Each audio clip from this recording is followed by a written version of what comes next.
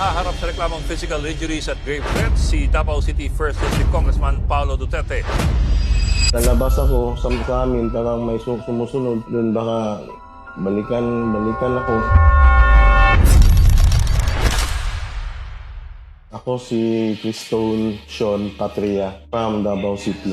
Binubulong niya sa akin that time na papatayin kita. Pinapirahan mo ba ako? DI ka, gago. Baka after nito, baka balikan niya ako.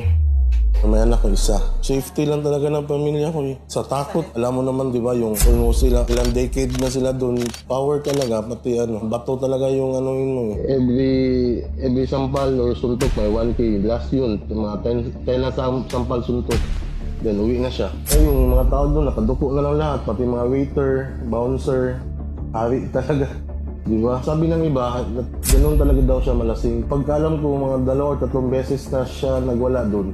So, hindi lang that time niya ginawa or sa ibang bar. Iwan mo na siya ng 10K, pero nag-iwan din siya ng 10 na sampal pati suntok. May nababasa kasi ako sa yung video planted daw. Paano naman planted na hindi malaking yung bar, di ba? Nagbigay ko ng babae sa kanya, pero kung sana kinausap na lang niya ako or umalis na lang siya or nagbigay na lang siya ng konting dagdag doon sa 1K or ano ba, or biglang alis na lang. Di ba? Ang dami mga